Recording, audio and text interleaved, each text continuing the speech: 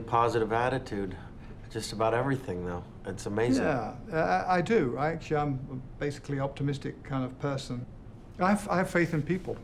I really do have faith in people, and I think that once people come out of the fog of confusion on an issue or uncertainty about an issue and realistically appreciate it at some level, the threat, and they're informed of what the best action is to deal with it, they got on and did it. And what seemed like almost impossible to deal with, became possible.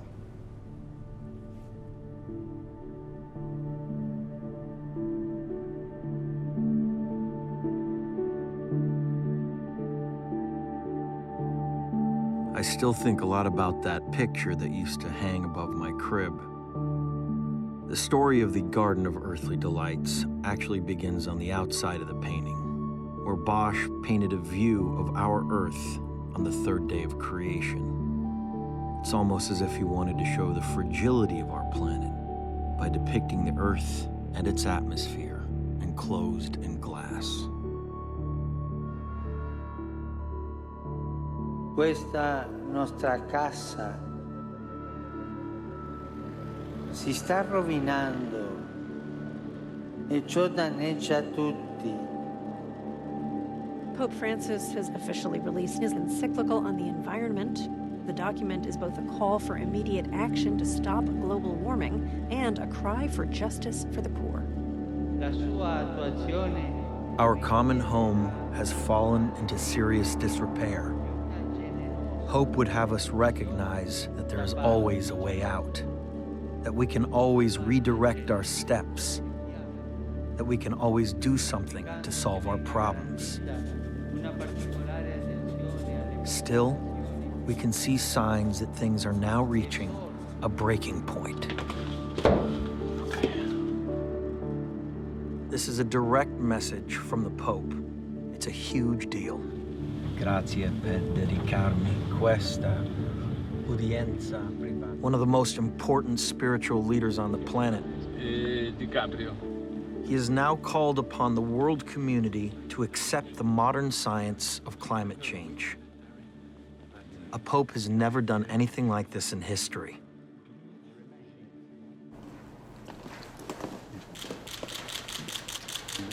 Sua Santità, grazie per dedicarmi questa udienza privata con lei.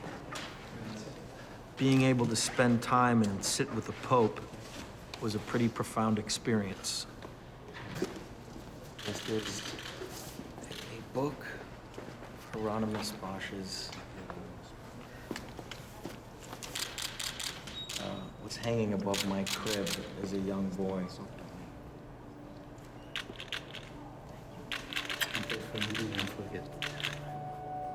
There was definitely an urgency in his voice.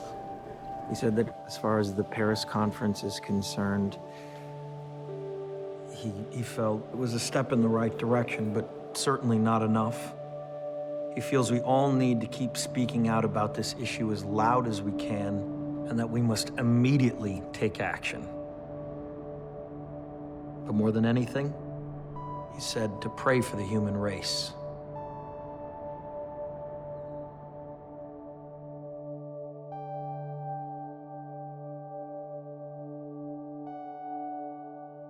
After everything I've seen, it's become pretty obvious that we're no longer living in that first unspoiled depiction of Eden.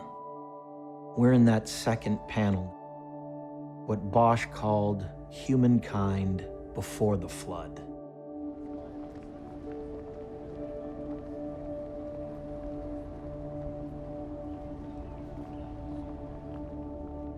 And what haunts me the most is that last panel, the one with the charred, blackened skies, a planet that we collectively have left to ruin.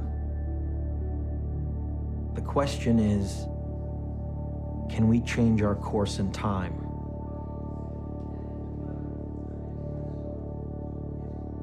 Now, if this was a movie, we could write the ending of this script and we could figure a way out of this mess. But real life doesn't work like that. And we can't pretend that we know how this is going to end. The only thing that we can do is control what we do next, how we live our lives, what we consume, how we get involved, and how we use our vote to tell our leaders that we know the truth about climate change. The last speaker for this signing ceremony is the Academy Award Best Actor and the United Nations Messenger of Peace, Mr. Leonardo DiCaprio.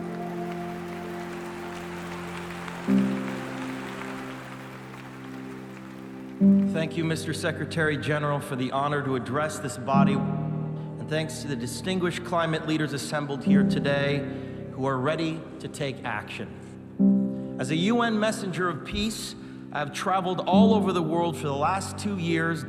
I have seen cities like Beijing choked by industrial pollution, ancient boreal forests in Canada that have been clear-cut, and rainforests in Indonesia that have been incinerated. In India, I met farmers whose crops have been literally washed away. In America, I've witnessed sea level rise flooding the streets of Miami. In Greenland and in the Arctic, I was astonished to see that ancient glaciers are rapidly disappearing, well ahead of scientific predictions.